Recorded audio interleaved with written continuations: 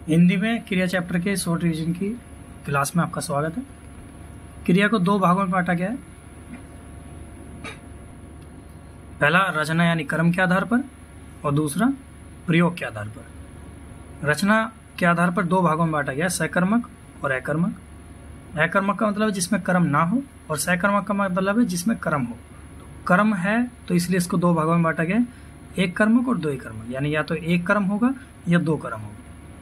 इसी तरीके से प्रयोग के आधार पर 8 भागों में बांटा गया है, संयुक्त, पूर्वकालिक क्रिया, नाम धातु, प्रेरणार्थक, कृदंत, सहायक, सामान्य और सजातीय, जिसमें कि ये आठों के आठों प्रयोग के आधार पर बांटी गई हैं। बट ऊपर की जो 5 हैं ये पांचों संरचना के आधार पर अगर पूछी जाए, संरचना के आधार पर क्रिया कितने प्रकार से बांटी गई हैं, तो 5 प्रकार से बांटी गई हैं। कौन कौन सी हो जाएंगी? संयुक्त, पूर्वकालिक, नाम धातु, प्रेरणार्थक और कृदंत क्रिया। क्रिया की परिभाषा है वे शब्द जो किसी कार्य का होना दर्शाते हैं क्रिया कहलाते हैं, या ऐसे बोल सकते हैं जिस शब्द से किसी कार्य का होना या करना पाया जाता है उसे क्रिया कहते हैं। क्रिया एक विकारी शब्द है। संज्ञा, सर्वनाम, क्रिया, विशेषण, मैंने चारों वीडियो में ये वर्ड बोले हैं। ये चारों के चारों विकारी शब्द हैं और बहुत ज़्यादा पूछे जाने वाले शब्द हैं। पेपर में बहुत ज़्यादा पूछते हैं कि इनमें से कौन कौन सा विकारी है, कौन कौन अविकारी है। तो उसके बाद है धातु। वह मूल शब्द है या शब्दांश जिसमें ना जोड़ने पर क्रिया का निर्माण होता है। तो धातु क्या है? किसी भी शब्द में अगर ना हमने जोड़ दिया और वो क्रिया बनती है तो वही जो शब्द है वो क्या कहलाएगा? धातु, यानी मूल शब्द कहलाएगा। जैसे पढ़, हंस, लिख, ये सब क्या है? ये सभी मूल धातु क्रिया है, मूल धातु शब्द है, मूल शब्द है। इनमें हमने ना जोड़ दिया, पढ़ना, हंसना, लिखना, तो ये सभी क्या हो गया? ये क्रिया होगी। जैसे पढ़ने का मतलब है पढ़ने की क्रिया, हंसना का मतलब है हंसने की क्रिया और लिखने का मतलब है लिखने की क्रिया। नेक्स्ट है यौगिक धातु। 2 या 2 से अधिक धातुओं के संयोग से यौगिक धातु बनती है। जैसे उठना और बैठना, ये दोनों क्या है? अलग अलग क्रिया है। तो उठना का क्या हो जाएगा? उठ प्लस ना। बैठना का क्या हो जाएगा? बैठ प्लस ना। इसमें मूल धातु हो गई बैठ और इसमें हो गई उठ। तो उठ और बैठ ये दोनों क्या है? अलग अलग शब्द हैं। इन दोनों को मिला के क्या बना रखा? उठना और बैठना। ये यौगिक धातु क्रिया या यौगिक धातु बोली जाती है। जैसे रोना धोना, चलना फिरना। चलना फिरना में क्या आ जाएगा? चल फिर। तो चल और फिर दोनों क्या है? यौगिक धातु हैं और ये दोनों को अगर चलना फिरना शब्द लेते हैं तो यौगिक क्रिया हो जाएंगे। नेक्स्ट है कर्म के आधार पर 2 प्रकार से हैं। पहला है अकर्मक। जिन क्रिया के कार्य का फल स्वयं कर्ता में ही रहता है उन्हें अकर्मक क्रिया कहते हैं। मतलब इसमें कार्य का जो फल है वो कर्ता को मिलता है, तो कर्म तो हुआ ही नहीं इसमें, तो कर्म नहीं है, इसलिए क्या है? अकर्मक क्रिया है। इसमें कर्म की आवश्यकता नहीं होती। जैसे शिशु सो रहा है, तो शिशु सो रहा है मतलब कोई अलग से काम नहीं कर रहा, उसका जो फल मिल रहा है किसको मिल रहा है? शिशु को मिल रहा है। इसको हम ऐसे भी चेक कर सकते हैं। जैसे हम बीच में इसमें क्या शब्द लगा के अगर हमें जवाब मिल रहा है तो सकर्मक हो जाएगी, नहीं मिल रहा है तो अकर्मक हो जाएगी। तो जैसे शिशु, बीच में हमने शब्द लगा दिया क्या सो रहा है, शिशु क्या सो रहा है, तो इसका हमें कोई जवाब नहीं मिल रहा, इसलिए क्या है? अकर्मक क्रिया है। जो सकर्मक होगी उसमें क्या का जवाब आपको मिल जाएगा। नेक्स्ट अभी आएगा एग्जाम्पल, उसमें देख लेंगे। जैसे इसमें और एग्जाम्पल है बच्चा रो रहा है, तो इसमें रो से पहले अगर हम क्या लगाएंगे? बच्चा क्या रो रहा है, तो इसका कोई जवाब नहीं आएगा। कुछ बालक हंस रहे हैं, कुछ बालक क्या हंस रहे हैं, इसका भी कोई जवाब नहीं, इसलिए सभी क्या है? अकर्मक क्रिया है।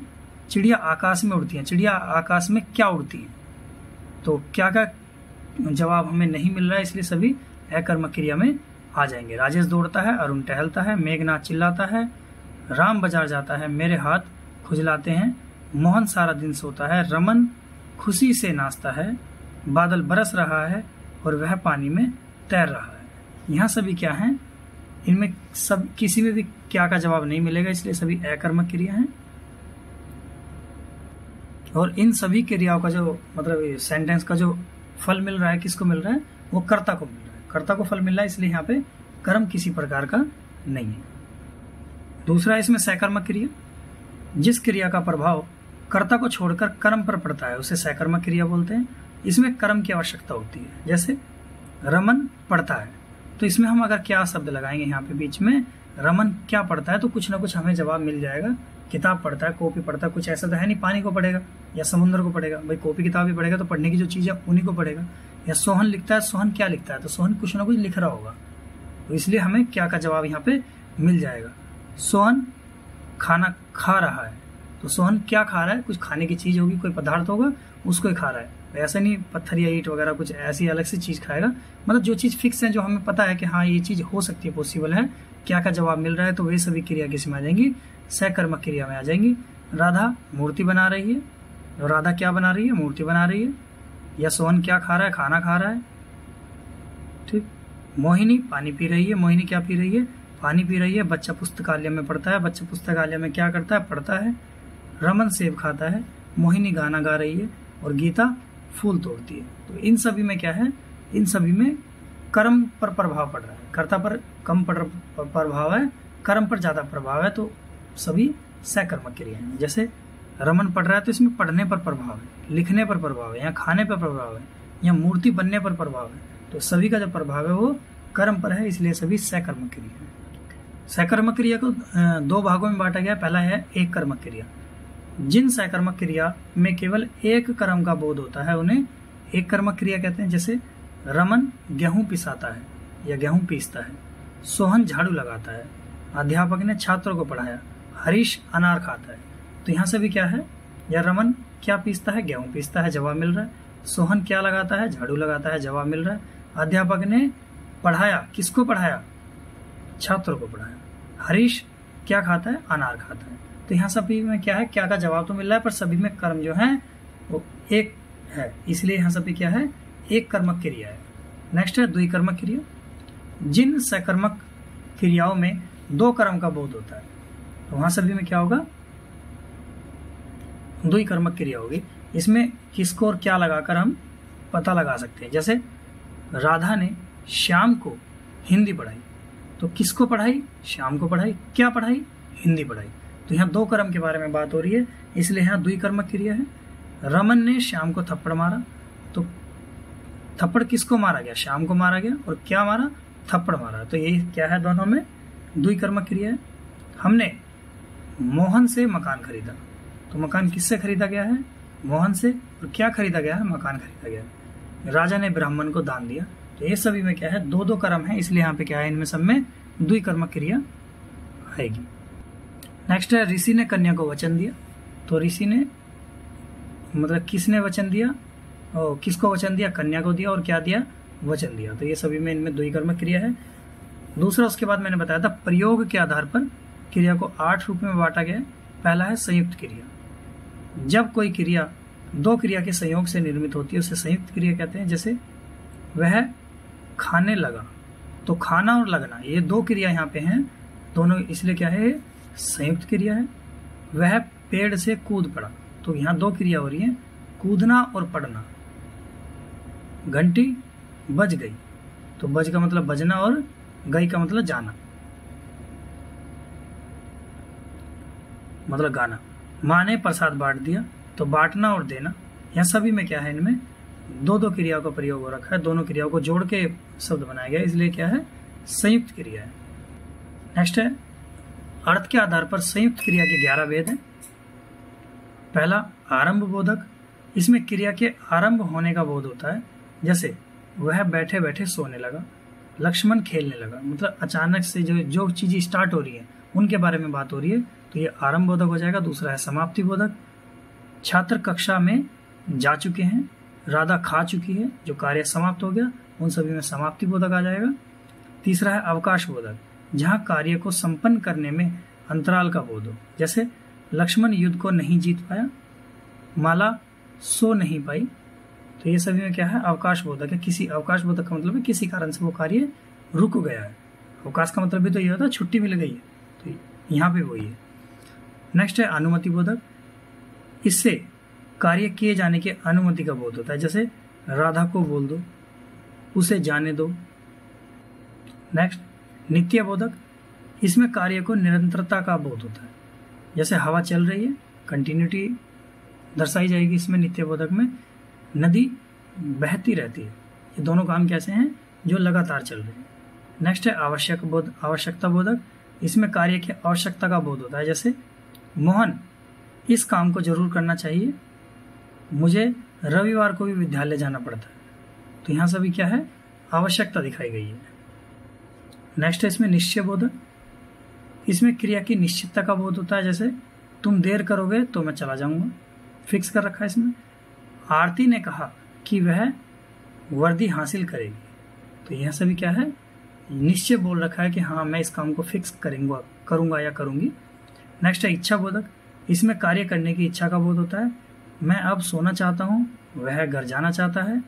अभ्यास बोधक, इसमें क्रिया करने के अभ्यास का बोध होता है, जैसे गणेश खेला करता है, वह पढ़ता रहता है।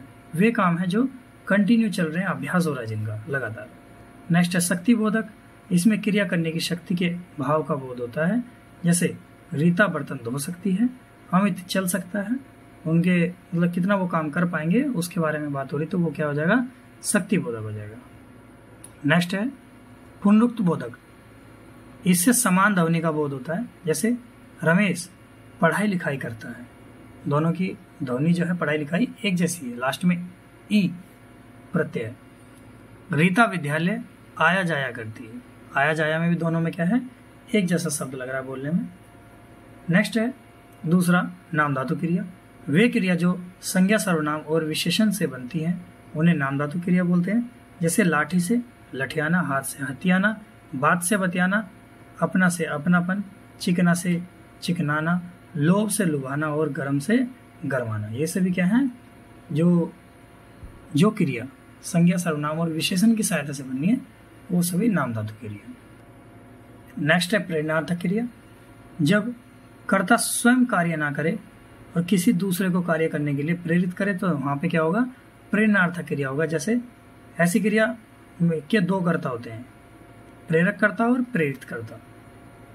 प्रेरणा प्रदान करने वाला और प्रेरणा लेने वाला। प्रेरक कर्ता का मतलब है प्रेरणा प्रदान करने वाला, और प्रेरित कर्ता का मतलब है प्रेरणा लेने वाला। भाई कोई किसी को ज्ञान देगा, कोई किसी को सिखाएगा, तो दूसरा बंदा सीख रहा होगा तभी तो उसको सिखाएगा।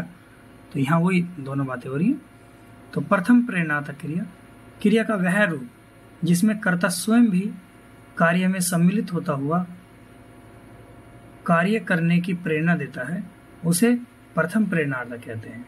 जैसे वह सबको भजन सुनाता है, महेश बच्चों को रुलाता है, रवि सभी को भाषण सुनाता है, मतलब उस कार्य में वो खुद भी शामिल है, इसलिए क्या है, प्रथम प्रेरणार्थक है। नेक्स्ट है द्वितीय प्रेरणार्थक, जिसमें कर्ता स्वयं कार्य न करके दूसरों को कार्य करने की प्रेरणा देता है, वह द्वितीय प्रेरणार्थक होता है। ये ज्यादा खतरनाक होते हैं ये लोग जो दूसरों को ही काम करने के लिए प्रेरणा देते हैं। जैसे रवि सुनीता से पत्र लिखवाता है, मालकिन नौकरानी से घर की साफ सफाई करवाती है, हम कुली से बोझा उठवाते हैं। तो ये सभी क्या है, द्वितीय प्रेरणार्थक वाले शब्द हैं। उसके बाद कुछ मूल धातु दी गई है, उसके प्रथम प्रेरणार्थक और द्वितीय प्रेरणार्थक भी दे रखे हैं। जैसे उठ का उठाना उठवाना, गिर का गिराना गिरवाना, कट का हो जाएगा काटना कटवाना, सुन का सुनाना सुनवाना, चल चलाना चलवाना, जागना जगाना और जगवाना। ये सभी क्या है, आपके मूल धातु से प्रथम प्रेरणार्थक और द्वितीय प्रेरणार्थक शब्द कैसे बनाए जा सकते हैं उसके बारे में। जैसे जीतना का हो जाएगा जिताना जितवाना, बोलना का बुलाना बुलवाना, खाना का खिलाना खिलवाना, पीना का पिलाना या पिलवाना, सीना सिलाना या सिलवाना, सोना का हो जाएगा सुलाना या सुलवाना। नेक्स्ट है पूर्वकालिक क्रिया। जब कर्ता एक क्रिया को समाप्त कर दूसरी क्रिया करना प्रारंभ करता है तब पहली क्रिया को पूर्वकालिक क्रिया कहते हैं। मतलब जो एक काम को छोड़कर दूसरे काम में लग गया, वो पहला वाला काम अब भी बंद किया, इसलिए इसको क्या कहेंगे, पूर्वकालिक क्रिया कहेंगे। मीरा रोकर चुप हो गई, तो ये क्या है, यहाँ पे रोना इसमें पूर्वकालिक क्रिया है। वह अखबार पढ़कर नहाने गया, तो अभी वर्तमान में वो नहाने का काम कर रहा है, बट उससे पहले उसने क्या किया, अखबार पढ़ा। तो अखबार थोड़ी देर पहले पढ़ा, इसलिए इसको क्या कहेंगे, पूर्वकालिक क्रिया कहेंगे। जैसे बच्चा दूध पीकर सो गया, अभी वर्तमान में वो क्या कर रहा है, सो गया है, बट उससे पहले उसने क्या किया, दूध पिया। तो दूध क्या है यहाँ पे, पूर्वकालिक क्रिया हो जाएगी। सीमा खेल कर थक गई, पुजारी जी ने कथा सुनाकर प्रसाद दिया। नेक्स्ट है सहायक क्रिया, जिसे हेल्पिंग वर्ब भी बोलते हैं। सहायक क्रिया मुख्य क्रिया के साथ प्रयुक्त होकर अर्थ को स्पष्ट एवं पूर्ण करने में सहायता देती है। जैसे मैं घर जाता हूँ, तो इसमें केवल अगर मैं घर लिखा जाए ना तो सेंटेंस पूर्ण नहीं होगा। इन्होंने जाता हूँ शामिल कर दिया, इसलिए क्या है, सेंटेंस पूर्ण हो गया। तो जाता हूँ क्या है, सहायक क्रिया है। वे हंस रहे थे, रमन जागे हुए थे, हम देख रहे थे, तो यहाँ सभी क्या है, ये सभी सहायक क्रिया। नेक्स्ट है कृदंत क्रिया। जब मूल धातु में ना प्रत्यय को छोड़कर कोई अन्य प्रत्यय का प्रयोग हो उसे कृदंत क्रिया बोलते हैं। जैसे चलना, तो इसका चलना की जगह शब्द क्या यूज करते हैं, चलकर। दौड़ना की जगह दौड़कर, हंसना की जगह हंसता। तो ये सभी क्या है, जैसे चलेगा में एगा, चले में ए, और खेलेगा में एगा। तो ये सभी ऐसे शब्द क्या है, ये कृदंत क्रिया में आते हैं, जिसमें ना शब्द हटा के कोई और शब्द जोड़ दिया जाए। जैसे ये चल में तो गा जोड़ा है, ठीक।